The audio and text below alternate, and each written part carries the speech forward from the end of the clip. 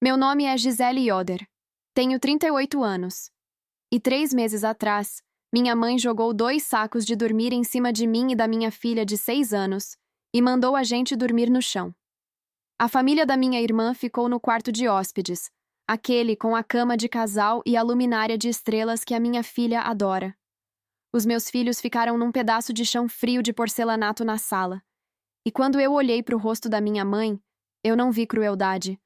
Eu vi algo pior. Vi alguém que genuinamente não entendia por que aquilo era um problema. Naquela noite, coloquei as crianças no carro às 11 da noite e dirigi 3 horas de volta para casa. Não gritei, não discuti. Eu simplesmente parei. Parei de pagar. Parei de organizar. Parei de ser a espinha invisível da minha família. 3 dias depois, o celular da minha mãe começou a tocar com chamadas que ela não conseguia responder, porque as respostas todas apontavam de volta para mim. Antes de eu te levar de volta àquela noite de São João, me deixa contar tudo desde o começo. Me deixa te levar de volta ao novembro passado. Chegamos em Aparecida do Norte numa quarta-feira às 4 da tarde. 3 horas de estrada, 2 paradas no posto e uma briga entre Lily e Owen por causa de um suco de caixinha. Marcos estacionou atrás do gol da minha mãe, e eu fiquei sentada por um segundo, olhando para aquela casa onde cresci. Mesma varanda com o cimento descascando. Mesma caixa de correio torta que o meu pai nunca consertou. Mesma luz amarela acesa na janela da cozinha. Abri o porta-malas. 3 sacolas de supermercado, frango, farofa, arroz, feijão, 2 bolos que eu tinha assado na noite anterior. Marcos pegou as malas. Lily saiu correndo pela porta chamando pela vovó. Minha mãe abriu a porta com um abraço para Lily e um aceno de cabeça para mim. Vieram num bom horário. O trânsito não estava ruim. Coloquei as sacolas em cima do balcão. A cozinha cheirava a produto de limpeza e café velho. Foi então que eu notei a mesa da sala de jantar. 6 cadeiras. Contei 2 vezes. Minha família é 4. Minha mãe é 1. A família da Denise é 5. São 10 pessoas. 6 cadeiras. Mãe, onde estão as cadeiras extras? Ela fez um gesto com a mão. A gente se vira. Subi com a mala, virei à esquerda em direção ao quarto de hóspedes e parei. A porta estava aberta. Dentro, um colchão inflável no chão, com a colcha verde da Denise. A bolsa de viagem da Denise estava na cômoda. As mochilas das crianças dela enfileiradas contra a parede. Elas ainda não tinham chegado, mas as coisas delas já estavam tomando conta do quarto. Olhei para a cama de hóspedes. Colchão de casal, lençóis limpos, a luzinha de estrelas que Lily pede para ver em toda visita, ainda ligada na tomada do lado da cabeceira. Desci. Mãe, a Denise vai ficar no quarto de hóspedes? Ela estava enxaguando uma panela. Não se virou. A gente fala quando todo mundo chegar. Ela usou meu nome completo. Ela só faz isso quando já tomou uma decisão e não quer discutir. Denise chegou às 6h30 com o Rodrigo e as crianças. Minha mãe foi até a porta como se estivesse recebendo visita de honra. Abraçou a Denise primeiro, ficou 5 segundos, beijou cada neto na testa, acenou para o Rodrigo. Então tomou a mão da Denise e a levou escada acima. Arrumei o quarto do jeitinho que você gosta. Eu estava no corredor segurando o Owen. Denise passou por mim sem dizer uma palavra. A filha dela, Madu, esbarrou no meu cotovelo e não levantou os olhos do celular. 15 minutos depois, encontrei minha mãe no armário da roupa de cama. Mãe, onde a gente vai dormir?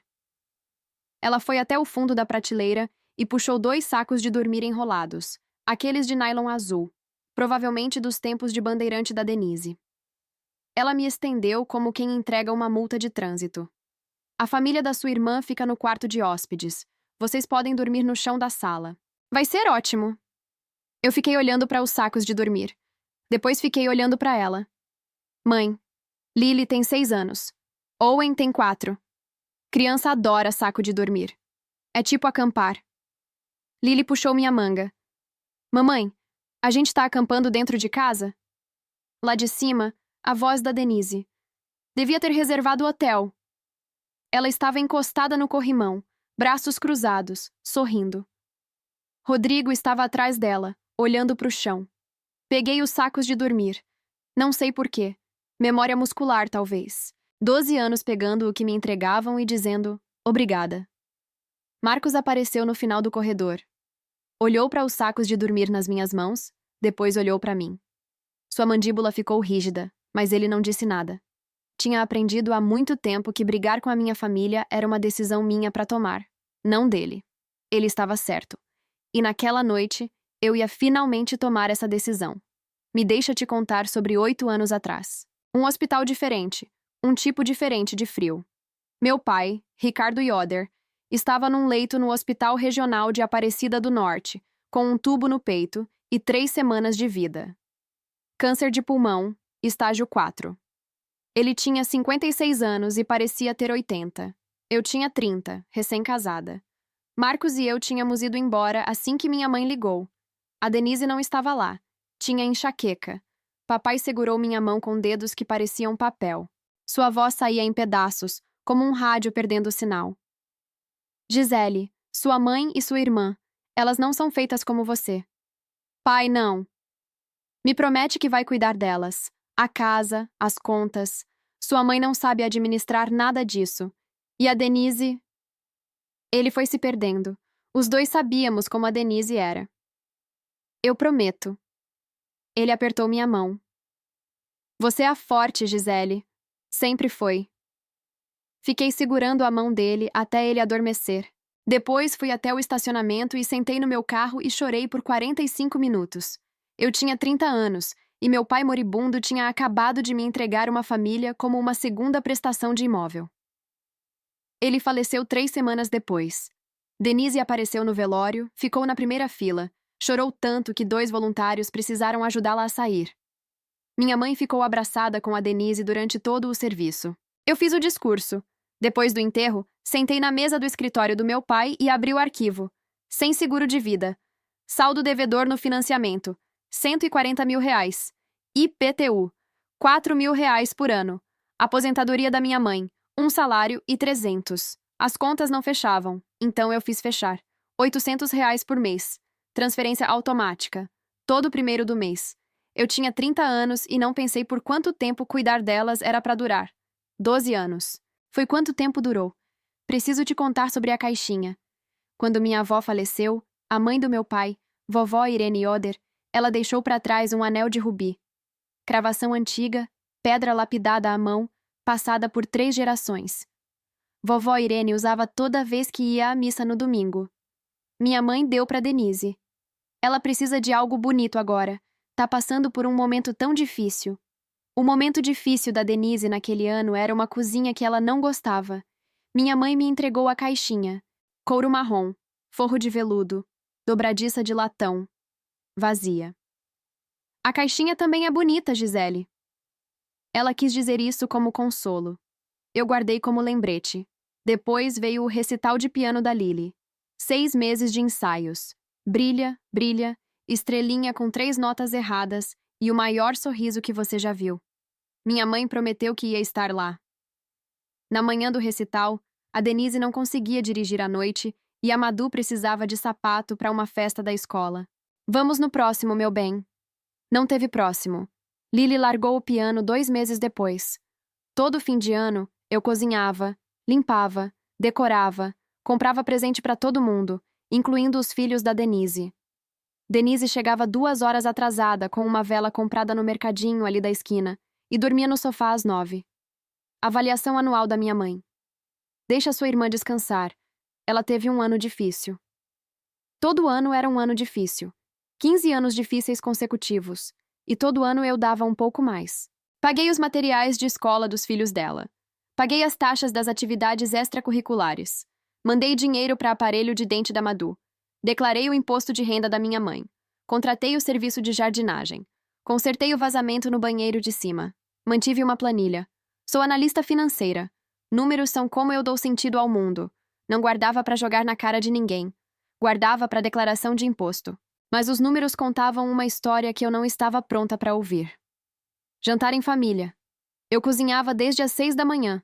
Frango assado, 2 tipos de farofa, arroz, feijão, salada de maionese, bolo de mandioca, mousse de maracujá.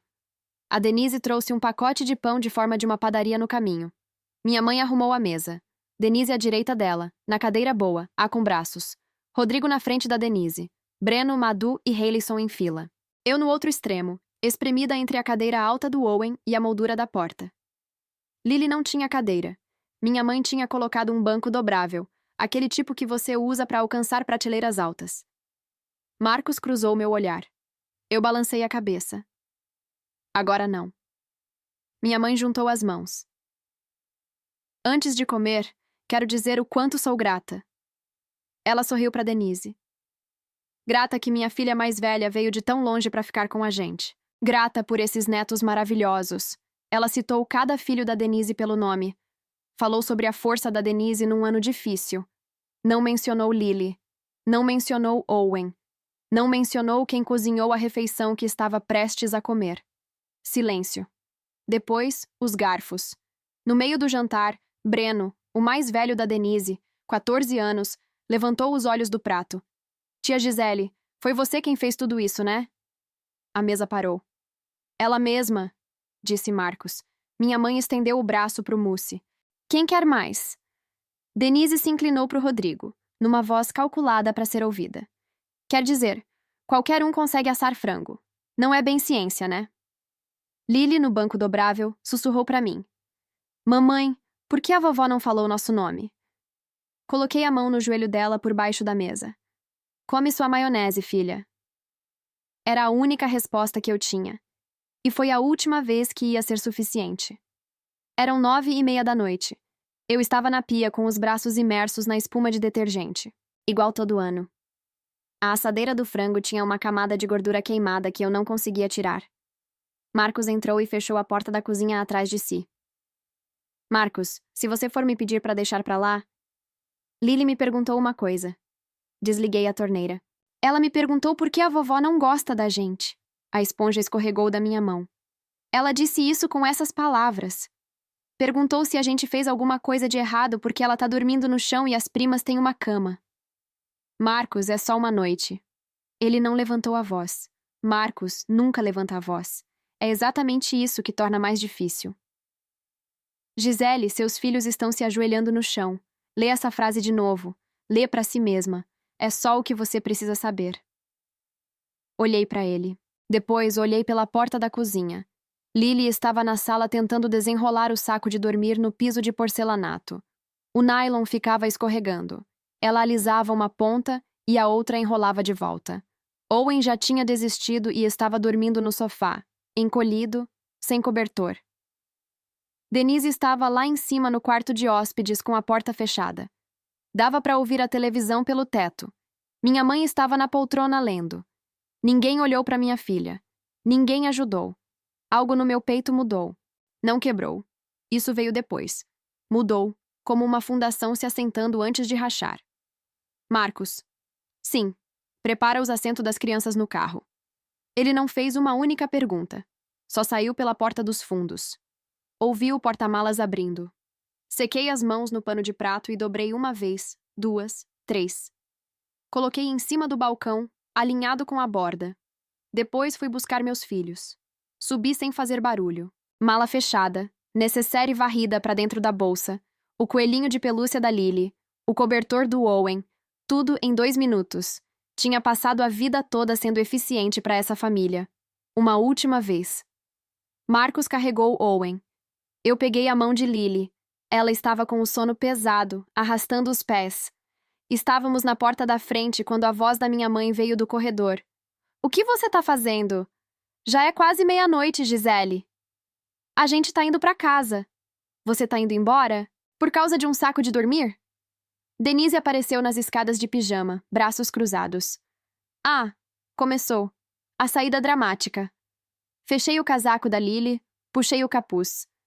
Minha mãe se aproximou. Isso é um absurdo. Você tá exagerando. Olhei pra ela. Calma, Clara. E disse algo que eu estava segurando há 8 anos. Mãe, a última vez que você me perguntou como eu estava, não o que eu podia fazer por você, mas como eu estava, foi no velório do papai, 8 anos atrás. O corredor ficou em silêncio.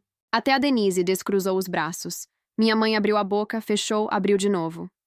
Isso não é verdade. Cita pra mim uma vez. Nada. Então tá. Peguei Lily no colo e saiu pela porta da frente. O ar quente da noite de novembro me bateu no rosto. Marcos estava com o carro ligado, faróis acesos. Pus Lily na cadeirinha. Ela piscou para mim. A gente vai acampar em outro lugar, mamãe. Não, meu bem. A gente tá indo para nossa casa. Fechei a porta dela. Dei a volta pelo lado do passageiro. Não olhei para trás. Não bati a porta. Fechei com cuidado, como quem fecha um capítulo. E pelo silêncio atrás de nós, nenhum passo na varanda, nenhuma voz nos chamando, eu soube que já tinham voltado para dentro. Foi o quanto a minha saída importou para eles. Pelo menos foi o que pensaram. 3 horas de estrada escura. Owen não acordou uma vez. Lily deu uma mexidinha perto de Campinas e pediu água. Marcos pegou um suco de caixinha do console sem dizer nada. Ele sempre guarda lanchinho. É o Marcos. Meu celular vibrou às 11h40. Minha mãe. Deixei tocar. 11h50. Minha mãe de novo. Meia-noite. Denise. Mensagem de texto. Ótimo jeito de estragar tudo para a família inteira. Virei o celular com a tela para baixo no colo. Em algum ponto depois de Sorocaba, abri meu notebook. Banco do passageiro. Tela no brilho mínimo para não acordar as crianças. Abri a planilha. Aquela que eu mantinha para declaração de imposto. Transferências da conta conjunta, categorizadas por destinatário. Fui até a aba de resumo. Complemento do financiamento. R$ 800 por mês por 144 meses. R$ 115.000. IPTU. 4.000 por ano por 12 anos. R$ 48.000. Filhos da Denise. Atividades, aparelho, materiais escolares, uniforme. 18.300. Transferências de emergência. Festas de aniversário, concerto do telhado, caldeira, contas médicas do Rodrigo que não eram bem contas médicas. Total, R$ 181.000. R$ 181.000. Exposta à luz azul de um notebook à 1 da manhã numa rodovia em São Paulo. Marcos olhou para mim. Ele já tinha visto esse número. Tinha aceitado do jeito que se aceita o tempo, como algo que simplesmente era. O que você vai fazer? Ele perguntou. Vou parar, tudo. Olhei pelo retrovisor. O rosto da Lily frouxo de sono, a bochecha encostada na janela, o cabelo caindo sobre os olhos. Tudo. Ele assentiu uma vez. Continuou dirigindo. Eu tinha uma festa para cancelar, um financiamento para parar de pagar, e uma vida inteira sendo a fundação de uma família para me afastar. Estava apavorada. Não do que ia perder, mas de quem eu seria sem o peso. Sexta de manhã, dia seguinte. A casa estava quieta. Lily estava no quintal empurrando Owen no pneu de balanço que o Marcos instalou na mangueira no começo do ano. Eu conseguia ver as duas pela janela da cozinha, jaquetinhas fechadas, o bafo virando nuvenzinha no ar fresco da manhã. Sentei na mesa com meu notebook, uma xícara de café e um bloco de papel. Escrevi a lista à mão primeiro, como faço com tudo que é importante. 1. Cancelar débito automático, complemento do financiamento, com efeito a partir do dia 1º. 30 dias de aviso prévio. 2. Cancelar reserva de espaço. Clube de Campo de Aparecida do Norte. 6 de janeiro. Festa de aniversário de 65 anos da minha mãe. 80 convidados. 3. Cancelar buffet, flores, DJ, fotógrafo. 4. Cancelar inscrições das meninas no acampamento de férias. 5. Cancelar locação no resort em Caldas Novas para julho. 6 itens. Limpos, organizados, o tipo de lista que eu fazia todo dia no trabalho. Fiquei olhando para o item 2 pelo maior tempo. Eu tinha planejado aquela festa por 6 meses. Chamei favores com o gerente do clube. Criei os convites eu mesma. Cartolina creme, letras douradas em relevo. Você está convidado para celebrar o 605º aniversário de Patrícia Yoder. 80 desses convites estavam em 80 casas em Aparecida do Norte agora mesmo. Meu nome estava impresso na parte de baixo como anfitriã. Abri um e-mail novo, digitei, apaguei, digitei de novo, apaguei. O terceiro rascunho ficou curto. Sem emoção, só informação. Mãe, com efeito a partir de 1º de janeiro, eu não vou mais complementar o seu financiamento, nem cobrir o IPTU. Estou te avisando com 30 dias de antecedência para você tomar as providências necessárias. Também estou cancelando a festa de aniversário. O espaço vai entrar em contato com você diretamente. Gisele. Marcos entrou com 2 xícaras. Colocou uma do meu lado. Tá bem? Não, mas vou ficar. Ele beijou o topo da minha cabeça e voltou para o quintal. Salvei o e-mail como rascunho. Ainda não estava pronta para mandar, mas estava pronta para parar de fingir. 14 anos antes. Casamento da Denise. Eu tinha 24 anos, madrinha, no banheiro da igreja arrumando a bainha do vestido dela com alfinetes de segurança porque ela tinha engordado e recusava a fazer o ajuste na costureira. Esse é seu trabalho, Gisele. É o que madrinha faz. Paguei os vestidos das madrinhas. Os 4. Denise escolheu cetim. R$ 300 cada. Eu te pago de volta. Nunca pagou. Quando o saldo do floricultor veio R$ 2.000 acima do orçado, Denise me ligou chorando. A família do Rodrigo já me acha uma vagabunda. Não posso ter flores baratas no meu próprio casamento. Assinei o cheque. A recepção foi no salão de festas da cidade.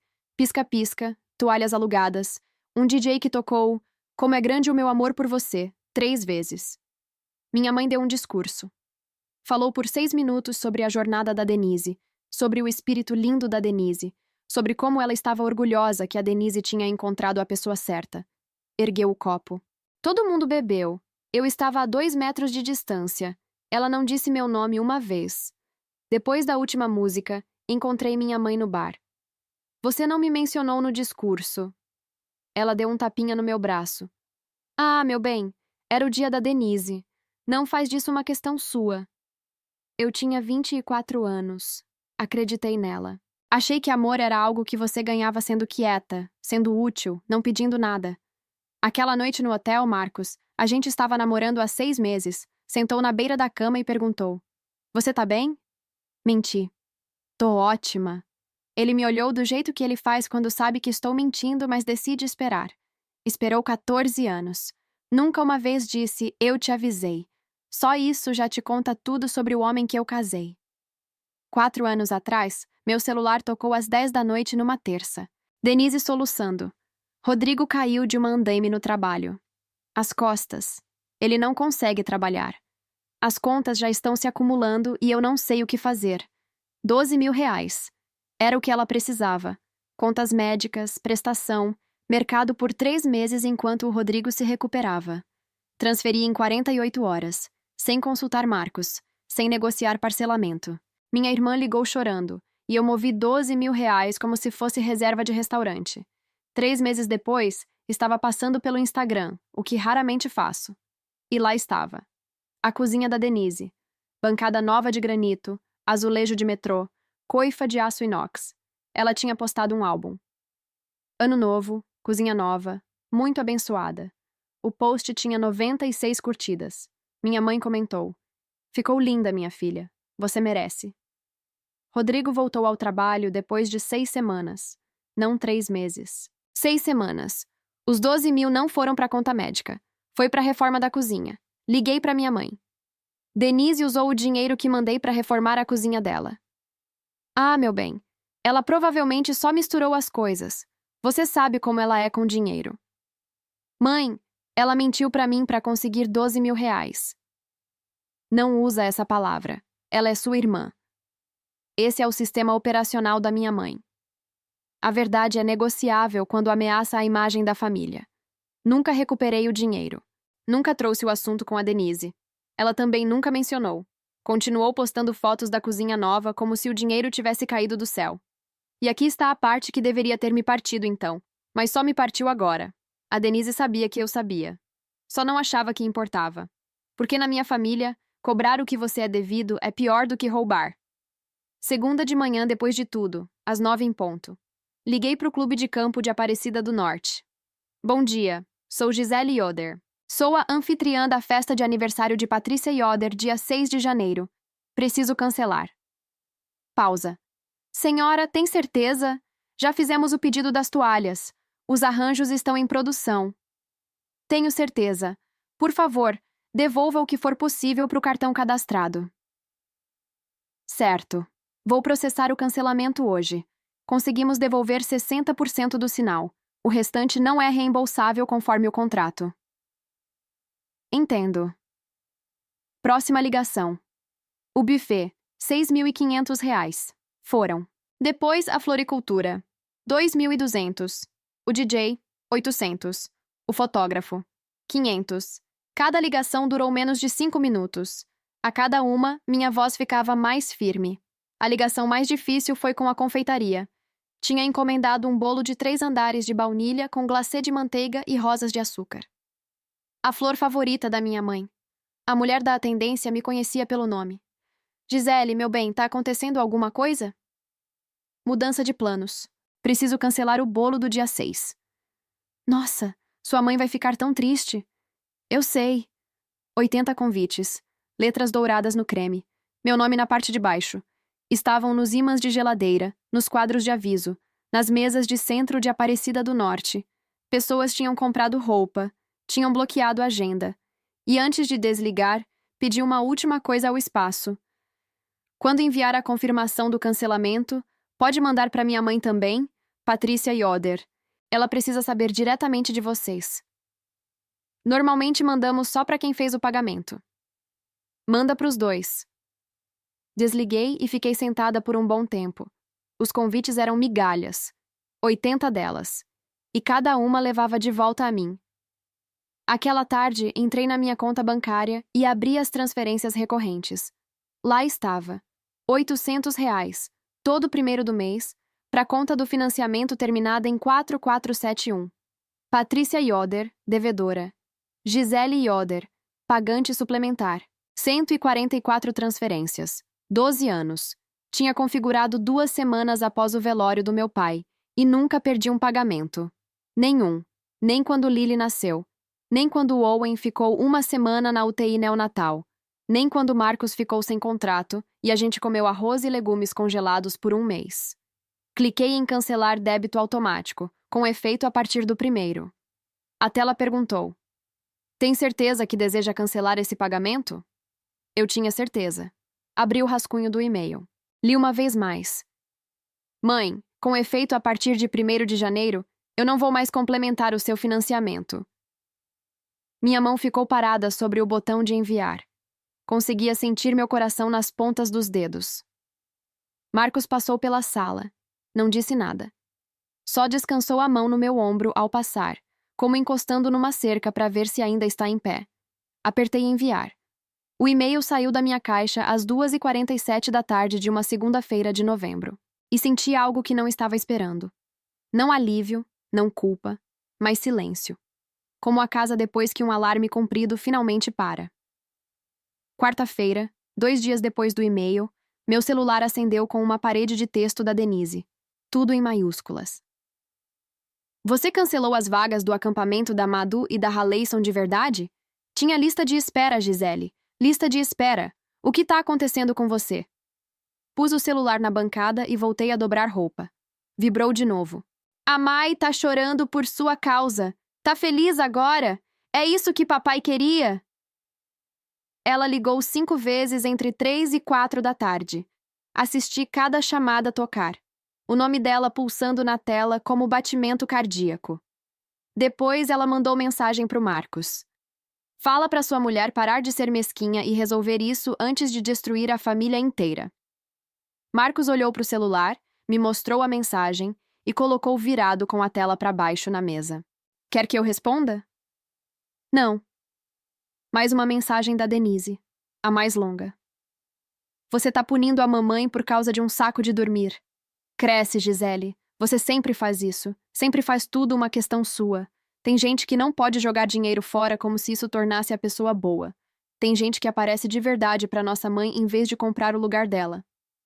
Li 2 vezes. Ali estava, a faca que ela sempre usava. A insinuação de que meu dinheiro era substituto de amor. Que dar era comprar. Que 12 anos aparecendo com sacola de mercado e cheques em minhas próprias mãos não eram o suficiente porque eu também tinha um salário. Ela tinha dito versões disso a minha vida inteira. E pela primeira vez, não atingiu. Ficou na tela como uma frase sem peso. Larguei o celular, fui até a brinquedoteca, sentei no chão com Lily e montamos um castelo de Lego até a hora do jantar. Quero pausar aqui por 1 segundo, porque agora alguns de vocês estão pensando que ela tinha razão em cancelar tudo.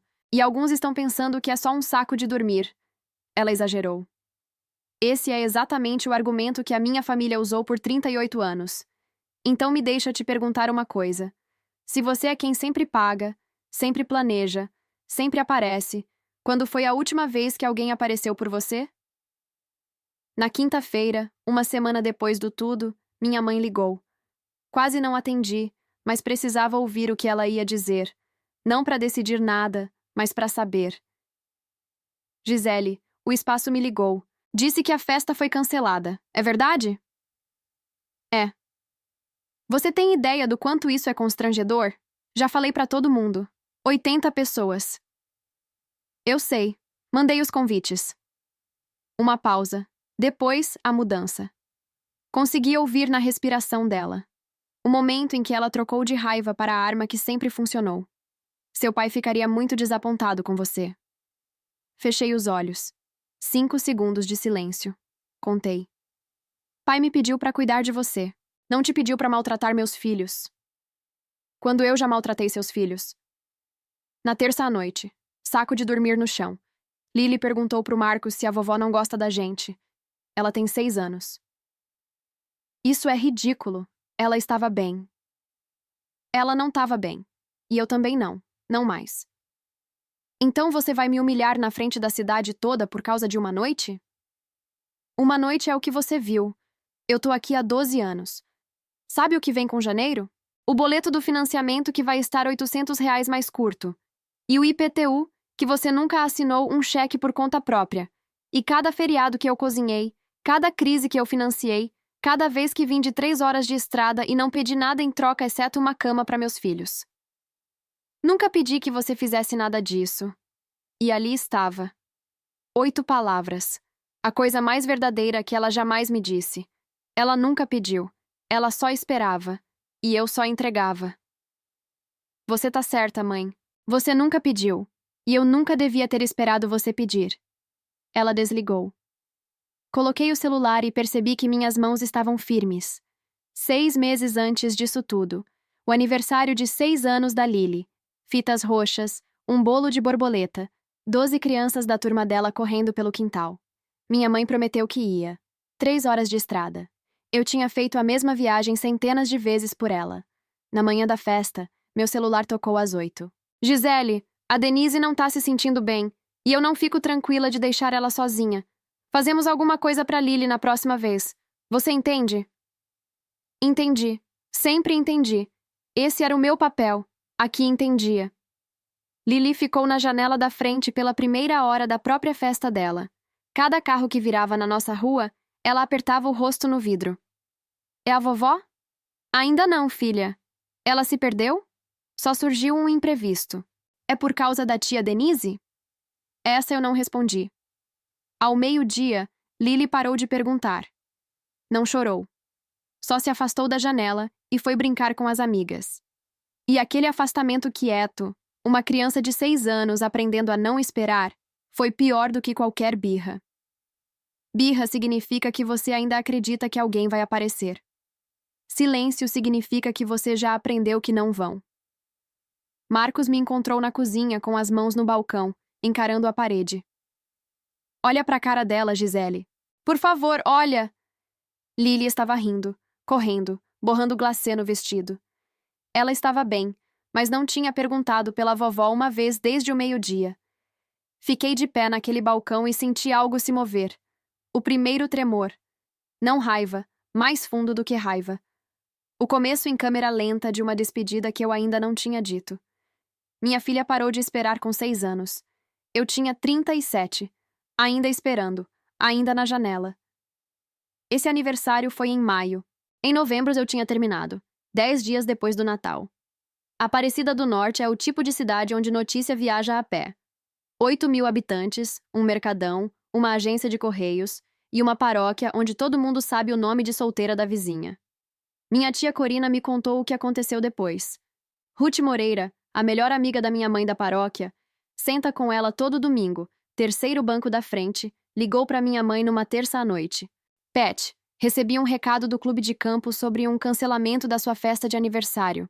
O que tá acontecendo? Minha mãe tentou a primeira versão. Ah, decidimos fazer algo menor esse ano. Só família. Menor, Pat? Te mandaram convite em cartolina creme com letras douradas. Convidou 80 pessoas. Próxima ligação. Nancy Domingues, do grupo de leitura bíblico. Mesma pergunta. Minha mãe ajustou a história. A Gisele teve um problema de agenda com o trabalho. Depois, Débora Clemente. Depois, Sandra Preziosi. Depois, 2 mulheres do grupo de jardinagem. Toda vez a história mudava. Problema de agenda, questão de orçamento, decisão da família. Mas aqui está o detalhe sobre 80 convites. Eles não somem. Estão nos ímãs de geladeira, nos quadros de avisos, encostados na janela da cozinha. E cada um deles diz, anfitriã, Gisele Yoder, em letras douradas na parte de baixo. As pessoas não estavam só perguntando sobre a festa. Estavam perguntando sobre a anfitriã. Dona Helena, nossa vizinha há 30 anos, aquela que trouxe marmita quando meu pai estava doente, me mandou mensagem diretamente. Meu bem, ouvi sobre a festa. Tá tudo bem com sua mãe? Respondi. Teria que perguntar para ela, Dona Helena. 4 palavras. Educadas, completas, suficientes para dizer à Dona Helena que a história que ela estava ouvindo da Patty não era a história toda. Numa cidade como Aparecida do Norte, uma lacuna numa história é mais barulhenta do que a história em si, e essa lacuna estava crescendo a cada dia. 2 semanas depois, sábado de manhã, estava fazendo panqueca quando a campainha tocou. Denise na minha varanda. 3 horas de estrada.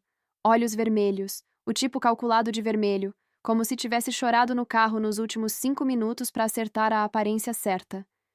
Precisamos conversar. Abri caminho. Você veio 3 horas. Entra! Sentou na minha mesa de cozinha, a mesma onde eu tinha enviado o e-mail, e dobrou as mãos como se estivesse numa entrevista de emprego. Você tá destruindo essa família por um saco de dormir, Gisele.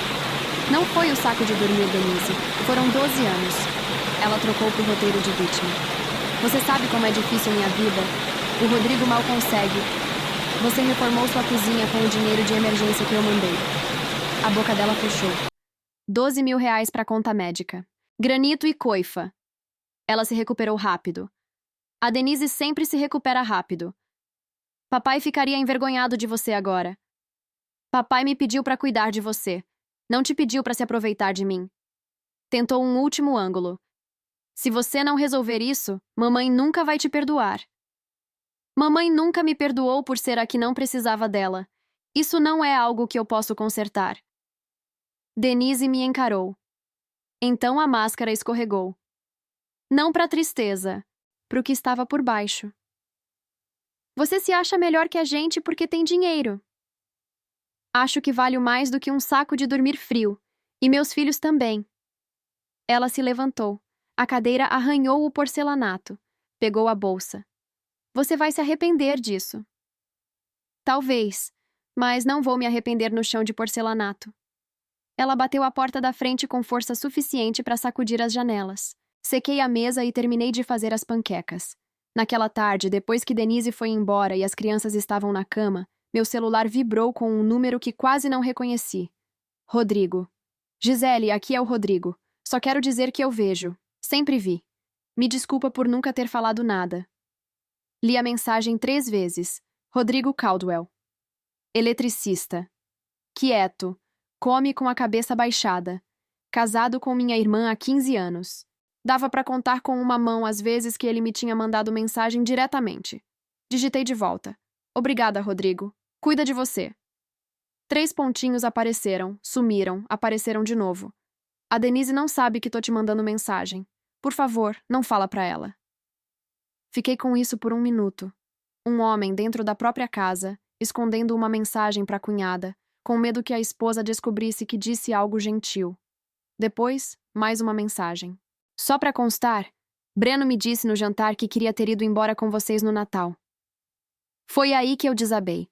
Não um colapso dramático, não uma cena. Só sentei no sofá e as lágrimas vieram uma depois da outra. Quietas, como uma torneira que alguém esqueceu de fechar. Marcos sentou do meu lado. Não perguntou o que tinha acontecido. Não pegou o celular. Só sentou perto o suficiente para eu sentir o ombro dele encostado no meu. Chorei por 7 minutos. Sei porque o relógio da televisão dizia 21h14 quando comecei. E 21h21 quando parei. Não era tristeza. Não era raiva. Era a dor particular de ser vista por alguém que você não esperava, depois de uma vida inteira sendo invisível para as pessoas que deveriam ter olhado primeiro. Breno queria ter ido embora com a gente, sussurrei. Marcos ficou quieto. Depois, esse menino vai ficar bem. É, acho que sim. Primeira semana de dezembro. A financeira mandou aviso de inadimplência. O pagamento de dezembro de minha mãe estava R$ 800 abaixo. Pela primeira vez em 12 anos, o complemento não caiu. Uma carta chegou na casa dela. Um daqueles envelopes finos que significam problema. Ela me ligou 4 vezes em um dia. Caixa de voz 1, 10 e 32 da manhã. Gisele, me retorna. Tá dando problema no pagamento da casa. Caixa de voz 2, 1 e 15 da tarde. Isso é sério. Vou perder a casa se não resolver.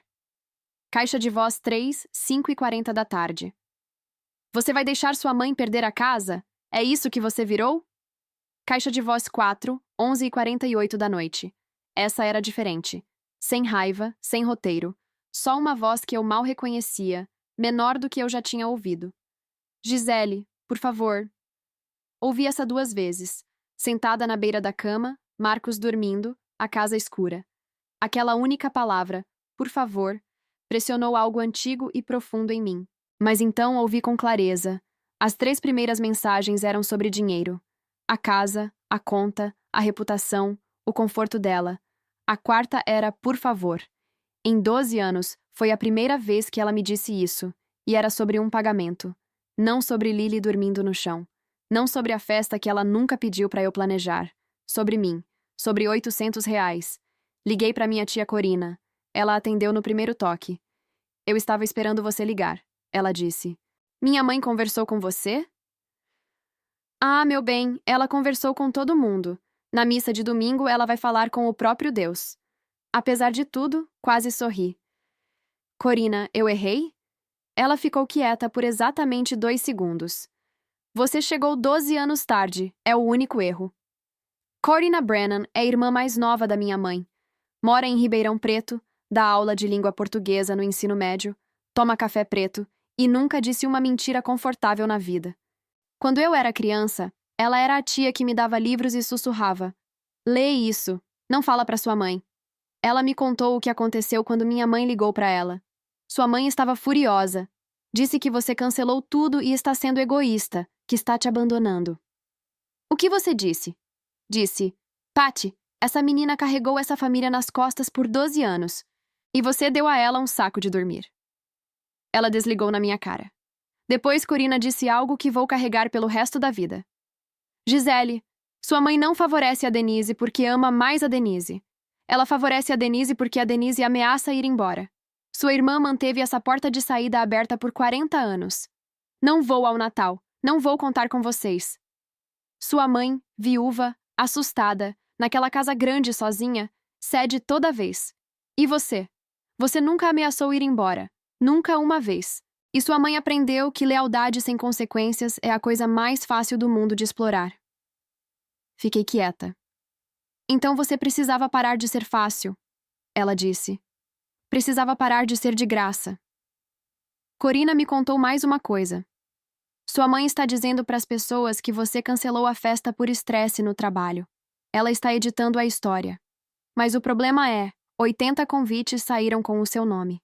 As pessoas estão fazendo as contas. Ela também confirmou o que eu precisava ouvir. A aposentadoria da minha mãe cobre os gastos básicos. Ela tem poupança. Não vai perder a casa. Vai precisar se planejar. Talvez vender. Mas não vai ficar na rua. Eu não estava empurrando ela de um penhasco. Estava soltando a corda que tinha estado puxando ela para cima. Em meados de dezembro, viajei para São Paulo para uma reunião de 2 dias com um cliente. O tipo em que você desliga o celular porque uma distração pode custar a conta. Desliguei na segunda de manhã e esqueci até a terça à noite no hotel. Quando liguei de volta, a tela encheu como caça-níqueis. 98 chamadas perdidas. Minha mãe, 34. Denise, 22. Números com DDD de Aparecida do Norte que eu não reconhecia, 19. Ruth Moreira, 4 amigas da paróquia, 4 mais. Rodrigo, 3. Corina, 2. Primo Eduardo, 5. Outros que eu nem conseguia identificar. Sentei na cama do hotel e fui rolando. A mensagem da Corina veio primeiro. A cidade toda sabe que sua mãe tentou organizar um almoço improvisado para substituir a festa. Ninguém apareceu porque achavam que o evento grande ainda estava marcado para 6 de janeiro. Agora todo mundo está fazendo perguntas que ela não consegue responder. Depois, o último recado de voz da minha mãe. A voz era irreconhecível.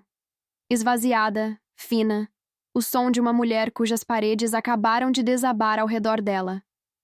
Gisele, eu não sei o que fazer. A Ruth me perguntou diretamente se você estava pagando tudo.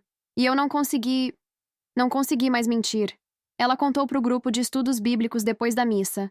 Todo mundo sabe sobre o financiamento, sobre o IPTU, tudo. Por favor, me liga. Ouvi 2 vezes. Ruth me perguntou diretamente. Não consegui mais mentir. Não me desculpa. Não errei. Não consegui mais mentir. Como se a verdade fosse algo que tinha acontecido com ela, igual o tempo. Coloquei o celular e fitei o teto. 80 convites com meu nome na parte de baixo. Uma festa cancelada. Uma mãe que contou versões diferentes da história para pessoas diferentes até a matemática parar de fechar. Eu não apitei o apito. Só parei de tocar a música. E quando a música parou, todo mundo conseguiu ouvir o silêncio. Corina me contou o resto. Domingo de manhã, paróquia Nossa Senhora de Aparecida. Minha mãe entrou do jeito que sempre fazia, vestido azul marinho, brincos de pérola, Bíblia embaixo do braço, terceiro banco da frente. O lugar da Ruth ficava do lado dela. Ruth assentiu, não sorriu. Nancy Domingues sentou uma fila atrás. Não se inclinou para sussurrar como costumava fazer. Débora Clemente olhou e desviou o olhar. A homilia era sobre gratidão. Depois da bênção, no estacionamento, foi onde aconteceu. Dona Helena se aproximou. Havia morado do lado dos meus pais por 30 anos. Trouxe quentão quando meu pai estava morrendo. Me conhecia desde que eu usava trança. Paty, conversei com a Gisele. Ela me pediu para perguntar a você. Então estou perguntando. É verdade que ela estava pagando seu financiamento, seu IPTU, organizando suas festas, e você colocou os filhos dela no chão no Natal? O rosto da minha mãe parou. Helena, não é tão simples. Me parece bastante simples. Aquela menina veio de 3 horas de estrada com um carro cheio de comida para cozinhar o seu almoço de Natal, e você fez os filhos dela dormirem no chão para sua outra filha ficar com a cama. Outras mulheres foram saindo perto dos carros, ouvindo, sem disfarçar. Eu te conheço há 40 anos, Patrícia, e nunca soube que sua filha estava mantendo tudo de pé. Dona Helena foi até o carro, fechou a porta, saiu. Minha mãe ficou de pé no estacionamento sozinha, a Bíblia ainda embaixo do braço. Corina estava estacionada 3 filas atrás, assistindo. Ela me ligou naquela tarde. Estou te contando isso para você saber que a verdade veio à tona. Você não precisou dizer uma palavra, Gisele. Nunca precisou. Fechei os olhos. Eu sei, é exatamente isso que mais dói. Fim de semana antes do Natal. Campainha ao meio-dia. Minha mãe na minha varanda. 3 horas de Aparecida do Norte. Cabelo preso, sem brincos. O velho casaco de tactel que ela usa quando não está tentando impressionar ninguém. A gente consegue conversar como adultos? Deixei ela entrar. Marcos levou as crianças para o quintal sem precisar ser pedido. Sentamos na mesa da cozinha. Mesma mesa, guerra diferente. Ela começou onde sempre começa. A cidade toda está falando de mim. Eu sei. Foi isso que você quis? Me humilhar? Não. Eu quis que você me visse. Sempre quis. Eu sempre te vi. Você sempre me usou, mãe. Ela estremeceu. Você vê minha conta bancária, você vê o meu forno, você vê meu carro chegando com sacolas de mercado, mas você não me vê. Você nunca pergunta como estou, nunca verifica a Lily, nunca me liga numa terça só para conversar.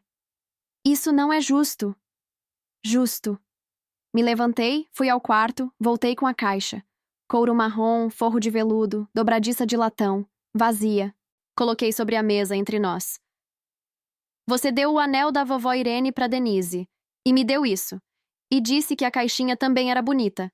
Você perdeu o recital da Lily por sapato para Madu. Fez meus filhos dormirem no chão. E em 12 anos você nunca disse obrigada, nem uma vez. Ela olhou para a caixa. Eu não achei que precisava. Ela disse, quase sussurrando. Esse é o problema, mãe. Você decidiu que eu não precisava de nada. E você estava errada. A cozinha ficou em silêncio. O relógio na parede batia. Lá fora, conseguia ouvir Lily rindo no balanço. Minha mãe pegou a caixa, passou o polegar pela dobradiça. Eu dei o anel para Denise porque ela precisava de algo. Você sempre tinha tudo nos eixos.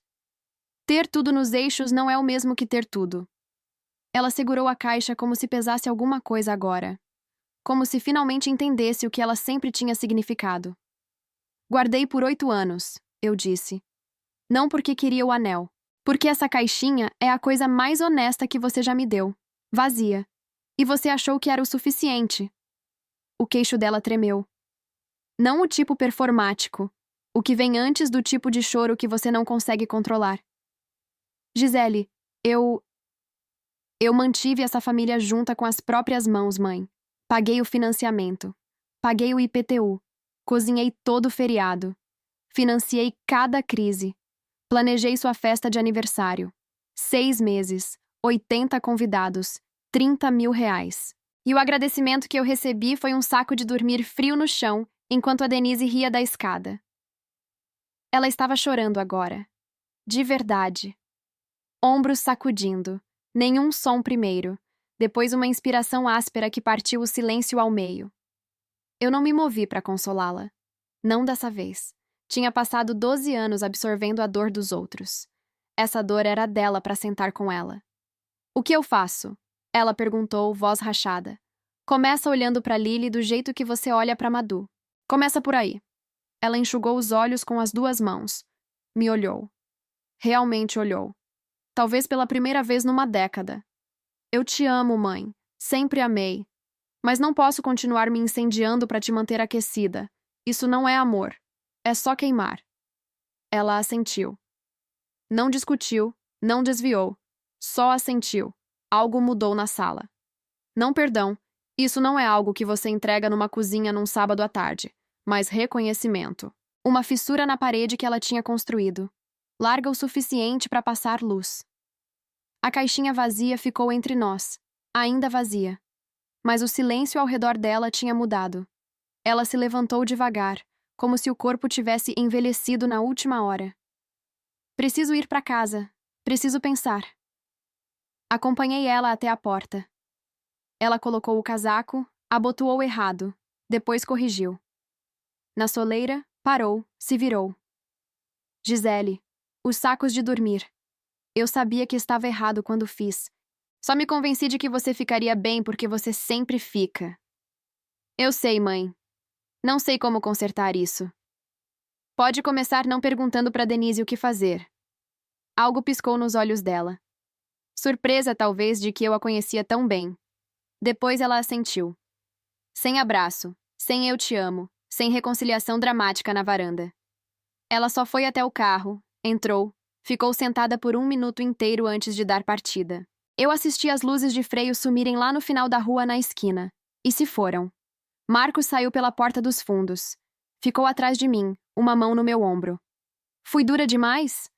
Você foi doce demais por 12 anos. Me apoiei nele. Fechei os olhos. A voz da Lily do corredor. Mamãe, era a vovó? Ela vem pro Natal? Virei e me abaixei até a altura dos olhos dela. Afastei o cabelo da testa. Ainda não sei, filha. Mas onde quer que a gente esteja no Natal, vamos ter camas. Isso eu prometo. Ela sorriu. Posso ter a luzinha de estrelas? Você já tem uma.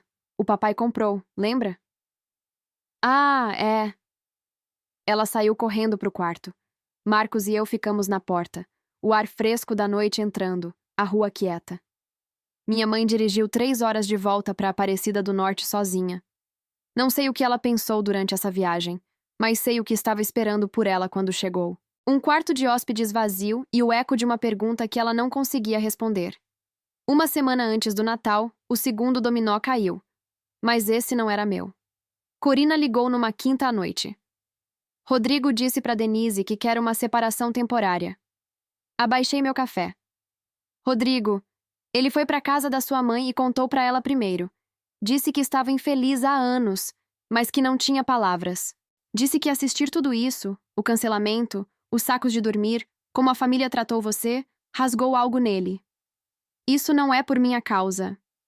Não, não é. Rodrigo contou para Corina que estava pensando nisso desde o começo do ano. Ele disse, e ela me contou diretamente. Assisti a Denise tratar a irmã dela como caixa eletrônico por 15 anos. Quando a Gisele parou, a Denise não sentiu falta da Gisele. Ela sentiu falta do dinheiro. Foi quando eu soube com quem tinha me casado. Meu estômago revirou. Não satisfação. Algo mais pesado. Como a Denise está reagindo? Do jeito que você esperaria. Ligou para sua mãe gritando. Disse que a culpa é dela. Meu celular vibrou enquanto ainda estava na linha com Corina. Denise. Você destruiu meu casamento, tá feliz? Respondi. Seu casamento é entre você e o Rodrigo. Não sou parte disso. Ela não respondeu. 2 dias depois, Breno me ligou. Tinha pegado o celular do pai emprestado. Tia Gisele, a senhora tá bem? Tô bem, Breno. E você?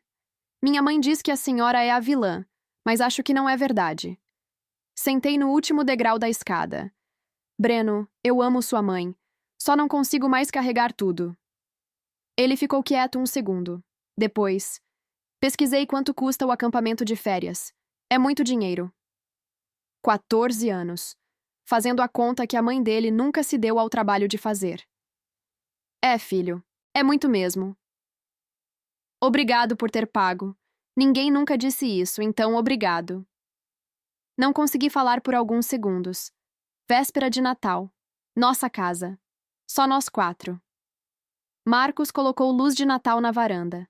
Lily e Owen decoraram a árvore. Enfeites acumulados nos primeiros 3 palmos, galhos vazios acima.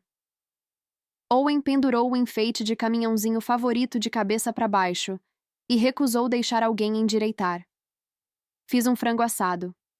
Não peru, não 3 bolos e travessa para 12 pessoas. Frango assado, arroz, salada, pãozinho da padaria da Rua 5 e um bolo de caixinha porque Lily pediu, e bolo de caixinha é o favorito dela. Comemos na nossa mesa. 4 cadeiras, 4 pratos, sem banco dobrável. Depois do jantar, as crianças abriram um presente cada. Tradição de véspera de Natal, que Marcos começou quando Lily tinha 2 anos. Lily rasgou o papel. Uma luzinha de estrelas, igual a da casa da vovó, a que ela amava. Marcos tinha achado numa loja online 2 semanas atrás. Ela apertou contra o peito. É a minha estrela. Feliz Natal, Lily, disse Marcos. Owen ganhou um dinossauro de pelúcia. Imediatamente tentou dar de comer ao dinossauro com um pedaço de bolo. Às 9, as 2 crianças estavam dormindo. Marcos e eu sentamos no sofá com as luzes da árvore piscando. Quieto. O bom tipo. Meu celular vibrou. Minha mãe. Feliz Natal, Gisele. 4 palavras. Sem culpa, sem pedido. Só 4 palavras. Fiquei olhando por um bom tempo. Depois digitei. Feliz Natal, mãe. Enviei. Coloquei o celular. Corina tinha me contado que minha mãe ia passar o Natal sozinha. Denise tinha ido para a casa da família do Rodrigo. Parte do acordo da separação. Minha mãe sentou na mesa de jantar com 6 cadeiras e um prato. Não me senti vitoriosa. Não me senti vingada. Me senti triste. Mas era uma tristeza limpa. Não o tipo que te devora por dentro. O tipo que significa que algo real mudou. E mudar sempre tem um custo. Lily dormiu na cama dela naquela noite. Luzinha de estrelas brilhando. 6 de janeiro, aniversário de 65 anos da minha mãe. Em outra linha do tempo, esse dia parecia assim. O salão do clube de campo de Aparecida do Norte. Mesas redondas com toalhas creme. Arranjos dourados que eu mesma escolhi. 80 pessoas. Um bolo de 3 andares de baunilha com glacê de manteiga e rosas de açúcar. A flor favorita dela. Um slideshow que eu tinha passado 40 horas montando. 200 fotos com trilha de Djavan, terminando com uma foto de mãe e papai no casamento deles. Nessa linha do tempo, minha mãe ficou sentada na cozinha. Corina trouxe um bolo comprado. Ruth apareceu com um buquê de gérberas do mercado. 3 mulheres numa mesa de uma. Ruth serviu chá. Você falou com a Gisele? Ela me mandou mensagem de aniversário de manhã. Pat, eu te conheço desde 1985. Aquela menina foi sua espinha dorsal. Você precisa resolver isso. Não sei como. Corina pousou o garfo. Começa dizendo que você estava errada.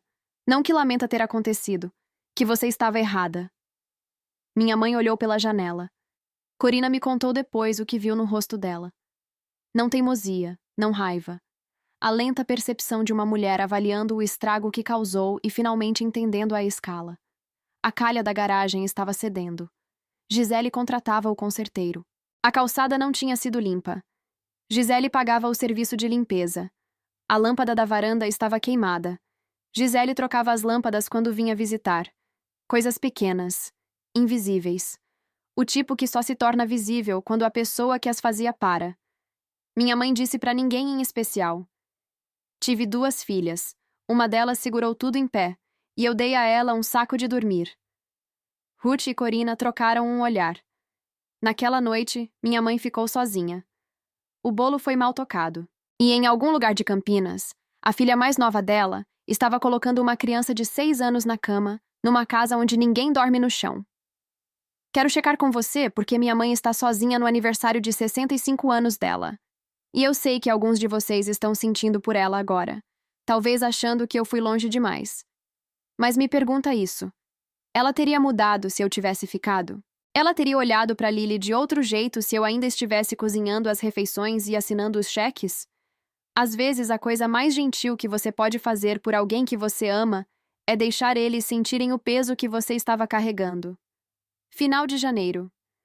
Encontrei no correio entre uma oferta de cartão de crédito e uma conta de água. Um envelope branco, endereço remetente escrito à mão, carimbo de Aparecida do Norte, a caligrafia da minha mãe, inclinada e trêmula, os T's cruzados alto do jeito que sempre são. Não um e-mail, não uma mensagem. Uma carta, em papel, pelo correio. Sentei na varanda e abri. 2 páginas, tinta azul, manchada em alguns pontos onde ela pressionou forte demais. Dava para ver onde tinha riscado e recomeçado. Linhas de palavras escondidas sob traços grossos. 4 ou 5 tentativas frustradas só na primeira página. Ela começou com os sacos de dormir. Eu sabia que estava errado quando fiz. Não sei por que fiz assim mesmo. É isso que estou tentando entender. Ela escreveu sobre a Denise. Passei tantos anos tentando manter sua irmã por perto que esqueci de segurar você. A Denise ameaçava ir embora e eu entrava em pânico. Você nunca ameaçou nada. E eu tomei isso como permissão para te colocar por último. Ela não culpou mais ninguém. Não trouxe meu pai. Não pediu dinheiro. Perto do final, estou vendo uma psicóloga. A Ruth indicou. O nome dela é Doutora Allison. Só foram 2 sessões, mas ela já está me fazendo perguntas. Passei 64 anos evitando. O último parágrafo. Não espero que você me perdoe amanhã, mas quero que saiba que pela primeira vez não estou pedindo para você consertar isso. Estou tentando consertar eu mesma. Li a carta 3 vezes. Chorei na segunda leitura. Na terceira, dei uma risada uma vez. Ela tinha escrito psicóloga, e depois corrigido com uma setinha. Marcos me encontrou na varanda. O que diz? Ela está tentando. Não é perfeito, mas está tentando. Não liguei para ela naquela noite. Precisei de tempo. E pela primeira vez me permiti pegar esse tempo. 2 semanas depois da carta, enviei uma mensagem para minha mãe numa terça à noite. Lily quer te mostrar o novo desenho dela. Você está livre para uma chamada de vídeo? A resposta veio em 9 segundos. Sim, qualquer hora. Ligamos às 7. Lily segurou o celular do jeito que criança de 6 anos segura, bem perto. Metade do rosto, câmera apontando para o teto a cada 3 segundos. Vovó, olha! Ela ergueu um desenho, giz de cera em papel sulfite, uma casa com 2 janelas e telhado de triângulo, 5 palitinhos na frente, um alto com cabelo marrom, eu, um mais alto, Marcos, 2 menores, ela e Owen, um com cabelo grisalho cacheado e vestido roxo. Esse é você, vovó. É você do meu lado. A voz da minha mãe pela tela saiu quebrada. Onde eu estou, Lily? Do meu lado. Porque quero você do meu lado. Silêncio. Depois uma respiração que pareceu vir de algum lugar fundo. Eu também quero isso, meu bem. Eu também quero. Elas falaram por mais 12 minutos. Lily mostrou a luzinha de estrelas. Owen segurou o dinossauro de pelúcia perto da câmera e rugiu. Minha mãe deu uma risada. Uma risada real. Enferrujada, mas real. Depois da chamada, a tela ficou preta. Fiquei olhando para ela. Marcos, da cozinha. Progresso. Progresso. Não linha de chegada. Mais progresso. Quero deixar algo claro. Não reativei o complemento do financiamento. Não retomei o pagamento do IPTU. Isso foi embora definitivamente. Não eram presentes que eu estava dando. Eram muletas que eu estava construindo. E muleta não ensina ninguém a andar. Mas abri uma porta. Pequena. Só uma fresta. Larga o suficiente para passar luz. Não o bastante para deixar a tempestade entrar de volta. Da próxima vez que dei algo, foi porque escolhi. Não porque era obrigada. Essa é a diferença entre amor e obrigação. E me custou 38 anos aprender isso. Primavera. 5 meses depois do Natal. Minha mãe vendeu a casa. Decisão dela. Corina ajudou a encontrar um apartamento de 2 quartos no outro lado de Aparecida do Norte. Menor, mais novo, sem varanda caindo aos pedaços, sem telhado vazando. Ela usou o lucro da venda para quitar o que restava do financiamento e colocou o restante na poupança. Pela primeira vez em 30 anos, Patrícia Yoder vivia dentro dos próprios meios. Denise conseguiu um emprego. Recepcionista numa clínica veterinária na cidade. O primeiro emprego de tempo integral em 10 anos. Ela e Rodrigo estavam em terapia de casal. Não divorciados, não reunidos, naquele meio incerto onde as pessoas descobrem se ainda se reconhecem. Minha mãe veio nos visitar. Primeira vez na nossa casa desde a conversa. Ela dirigiu 3 horas, igual sempre. Mas dessa vez trouxe 2 coisas. Uma luzinha para o quarto da Lily. Mesmo formato de estrela, cor diferente. Azul dessa vez. Ela mesma tinha escolhido. E um desenho emoldurado. O desenho da Lily. Os 5 palitinhos. Ela tinha mandado passar e encaixilhar num moldurão de madeira fina. Coloquei do lado da minha cama. Ela disse. Vejo toda manhã. Ela entrou e viu Lily. E em vez de me olhar primeiro, em vez de varrer a cozinha com os olhos para ver o que precisava ser feito, ela se abaixou, braços abertos, e esperou. Lily correu para ela a todo vapor, sem hesitar, sem checar a janela primeiro. Minha mãe não é uma pessoa diferente. É a mesma mulher. Teimosa, orgulhosa, difícil. Ainda fala demais da Denise. Ainda esquece de perguntar sobre o Marcos. Ainda diz Gisele, com a voz irritada quando está frustrada. Mas ela está aprendendo. Do seu jeito lento e imperfeito, ela está aprendendo. E acho que é mais do que jamais ousei esperar. 1 mês depois, chegou um pacote. Envelope acolchoado pequeno, endereço de remetente de Aparecida do Norte. Denise Caldwell. Sem cartão. Só um pedaço de papel de caderno dobrado 2 vezes, e algo envolto em papel de seda no fundo. A nota, na letra da Denise, desgrenhada, toda em minúsculo, como se tivesse escrito rápido antes de mudar de ideia. Isso era para ser seu. Eu sabia isso na época. Me desculpa ter demorado tanto. Desembrulhei o papel de seda, o anel de rubi da vovó Irene, cravação antiga, pedra lapidada à mão.